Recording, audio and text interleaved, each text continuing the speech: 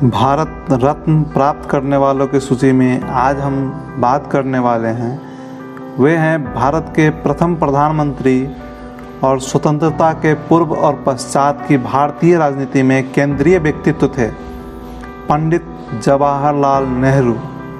महात्मा गांधी के संरक्षण में वे भारतीय स्वतंत्रता आंदोलन के सर्वोच्च नेता के रूप में उभरे और उन्होंने 1947 में भारत के एक स्वतंत्र राष्ट्र के रूप में स्थापना से लेकर 1964 तक अपने निधन तक भारत का शासन किया। वे आधुनिक भारतीय राष्ट्र राज्य एक संप्रभु समाजवादी धर्मनिरपेक्ष और लोकतांत्रिक गणतंत्र के वास्तुकार माने जाते हैं। कश्मीरी पंडित समुदाय के साथ उनके मूल की वजह से वे पंडित नेहरू भी बुलाए जाते हैं, जबकि भारतीय बच्चे उन्हें चाचा नेहरू के रूप में जानते हैं। स्वतंत्र भारत के प्रथम प्रधानमंत्री का पद संभालने के लिए कांग्रेस द्वारा नेहरू निर्वाचित हुए। यद्यपि नेतृत्व का प्रश्न बहुत पहले 1941 में ही सुलझ चुका था, जब गांधी जी ने नेहरू को उनके राजनीतिक वारिस और उत्तराधिकारी के रूप में अभिस्वीकार किया। प्रधानमंत्री के रूप में वे भारत के सपने को साकार करने के लिए चल पड़े। भारत का संविधान 1950 में अधिनियमित हुआ, जिसके बाद उन्होंने आर्थिक, सामाजिक और राजनीतिक सुधारों के एक महत्वाकांक्षी योजना की शुरुआत की। मुख्यतः एक बहुवचनी बहुदलीय लोकतंत्र को पोषित करते हुए उन्होंने भारत के एक उपनिवेश से गणराज्य में परिवर्तन होने का पर्यवेक्षण किया। विदेश नीति में भारत को दक्षिण एशिया में एक क्षेत्रीय नायक के रूप में प्रदर्शित करते हुए उन्होंने गुटनिरपेक्ष आंदोलन में एक अग्रणी भूमिका निभाई। नेहरू के नेतृत्व में कांग्रेस राष्ट्रीय और राज्य स्तरीय चुनाव में प्रभुत्व दिखाते हुए और 1951, 57 और 1962 के लगातार चुनाव जीतते हुए एक सर्वग्राही पार्टी के रूप में उभरी। उनके अंतिम वर्षों में राजनीतिक संकटों और 1962 के चीनी भारत युद्ध में उनके नेतृत्व की असफलता के बाद भी वे भारत में लोगों के बीच लोकप्रिय बने रहे। भारत में उनका जन्मदिन बाल दिवस के रूप में मनाया जाता है। जवाहरलाल नेहरू का जन्म 14 नवंबर 1889 को ब्रिटिश भारत में इलाहाबाद में हुआ।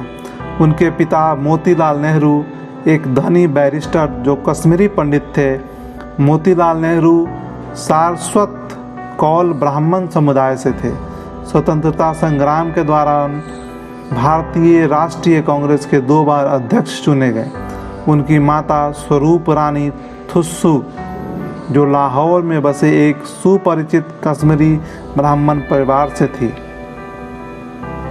जवाहरलाल 3 बच्चों में से सबसे बड़े थे, जिनमें बाकी 2 लड़कियां थीं। बड़ी बहन विजया लक्ष्मी बाद में संयुक्त राष्ट्र महासभा की पहली महिला अध्यक्ष बनी।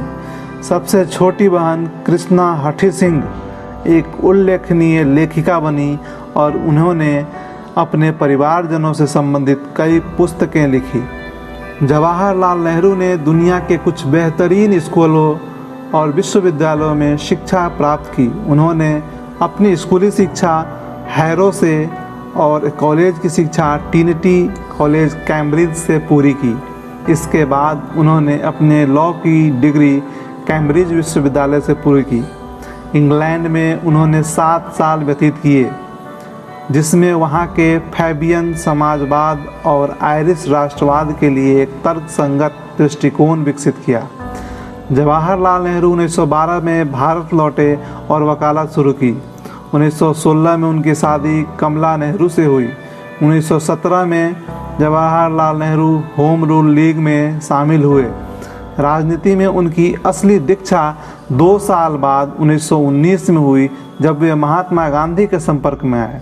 उस समय महात्मा गांधी ने रॉलेट अधिनियम के खिलाफ एक अभियान शुरू किया था। नेहरू महात्मा गांधी के सक्रिय लेकिन शांतिपूर्ण सविनय अवज्ञा आंदोलन के प्रति खासे आकर्षित हुए। नेहरू ने महात्मा गांधी के उपदेशों के अनुसार अपने परिवार को भी ढाल दिया। जवाहरलाल नेहरू और मोतीलाल नेहरू ने पश्चिमी कपड़ों और महंगी संपत्ति का त्याग कर दिया। वे अब एक खादी का कुर्ता और गांधी टोपी पहनने लगे। जवाहरलाल नेहरू ने 1920 से 22 में असहयोग आंदोलन में सक्रिय हिस्सा लिया और इस दौरान पहली बार गिरफ्तार हुए। कुछ महीनों के बाद उन्हें रिहा कर दिया गया। जवाहरलाल नेहरू 1924 में इलाहाबाद नगर निगम के अध्यक्ष चुने गए और उन्होंने शहर के मुख्य कार्यकारी अधिकारी के रूप में 2 वर्ष तक सेवा की। 1926 में उन्होंने ब्रिटिश अधिकारियों से सहयोग की कमी का हवाला देकर त्यागपत्र दे दिया। 1926 से 1928 तक जवाहरलाल नेहरू ने अखिल भारतीय कांग्रेस समिति के महासचिव के रूप में सेवा की। 1928-29 में कांग्रेस के वार्षिक सत्र का आयोजन मोतीलाल नेहरू की अध्यक्षता में किया गया। उस सत्र में जवाहरलाल नेहरू और सुभाष चंद्र बोस ने पूरी राजनीतिक स्वतंत्रता की मांग की और उसका समर्थन किया, जबकि मोतीलाल नेहरू और अन्य नेताओं ने ब्रिटिश साम्राज्य के भीतर ही संप्रभुत्व संपन्न राज्य का दर्जा पाने की मांग का समर्थन किया। मुद्दे को हल के लिए गांधी ने बीच का रास्ता निकाला और कहा कि ब्रिटेन को भारत के राज्य का दर्जा देने के लिए 2 साल का समय दिया जाएगा और यदि ऐसा नहीं हुआ तो कांग्रेस पूर्ण राजनीतिक स्वतंत्रता के लिए एक राष्ट्रीय संघर्ष शुरू करेगी। नेहरू और बोस ने मांग की इस समय को कम करके 1 साल कर दिया जाए, इसकी मांग की। ब्रिटिश सरकार ने इसका कोई जवाब नहीं दिया। सन 1947 में भारत को आज़ादी मिलने पर जब भावी प्रधानमंत्री के लिए कांग्रेस में मतदान हुआ तो सरदार पटेल को सर्वाधिक मत मिले। उसके बाद सर्वाधिक मत आचार्य कृपलानी को मिले थे, किंतु गांधी जी के कहने पर सरदार पटेल और आचार्य कृपलानी ने अपना नाम वापस ले लिया और जवाहरलाल नेहरू को प्रधानमंत्री बना दिया गया। 1947 में वे स्वतंत्र भारत के पहले प्रधानमंत्री बने। अंग्रेजों ने करीब 500 देशी रजवाड़ों को एक साथ स्वतंत्र किया था और उस समय सबसे बड़ी चुनौती थी उन्हें एक झंडे के नीचे लाना। उन्होंने भारत के पुनर्गठन के रास्ते में उभरी हर चुनौती का समझदारी पूर्वक सामना किया। जवाहरलाल नेहरू ने आधुनिक भारत के निर्माण में महत्वपूर्ण भूमिका अदा की। उन्होंने योजना आयोग का गठन किया, विज्ञान और प्रौद्योगिकी के विकास को प्रोत्साहित किया और 3 लगातार पंचवर्षीय योजनाओं का शुभारंभ किया। उनकी नीतियों के कारण देश में कृषि और उद्योग का एक नया युग शुरू हुआ। नेहरू ने भारत की विदेश नीति के विकास में एक प्रमुख भूमिका निभाई। जवाहरलाल नेहरू पर्दे के पीछे रहकर भी बहुत सारे अहम मुद्दाओं को सुलझा गए, जिसके कारण उन्हें वर्ष 1955 में भारत रत्न से सम्मानित किया गया। लेकिन नेहरू पाकिस्तान और चीन के साथ भारत के संबंधों में सुधार नहीं कर पाए। पाकिस्तान के साथ एक समझौते तक पहुंचने में कश्मीर मुद्दा और चीन के साथ मित्रता में सीमा विवाद रास्ते के पत्थर साबित हुए। नेहरू ने चीन की तरफ मित्रता का हाथ भी बढ़ाया, लेकिन 1962 में चीन ने धोखे से आक्रमण कर दिया। नेहरू के लिए यह बड़ा झटका था और शायद किंचित उनकी मौत भी इसी कारण हुई। 27 मई 1964 को जवाहरलाल नेहरू को दिल का दौरा पड़ा, जिसमें उनकी मृत्यु हो गई। समस्त राजनीतिक विवादों से दूर नेहरू जी निस्संदेह एक उत्तम लेखक थे। राजनीतिक क्षेत्र में लोकमान्य तिलक के बाद जमकर लिखने वाले नेताओं में वे अलग से पहचाने जाते हैं। दोनों के क्षेत्र अलग हैं, परंतु दोनों के लेखन में सुसंबद्धता पर्याप्त मात्रा में थी।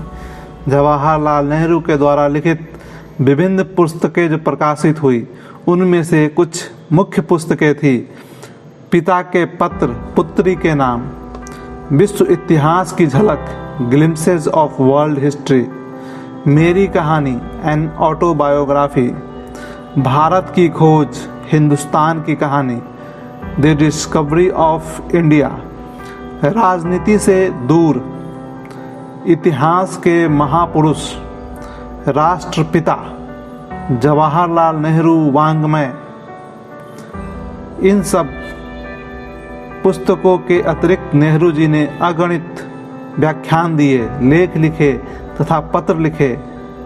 इनके प्रकाशन हेतु जवाहरलाल नेहरू स्मारक निधि ने एक ग्रंथमाला के प्रकाशन का निश्चय किया। जवाहरलाल नेहरू एक लोकप्रिय नेता भी थे।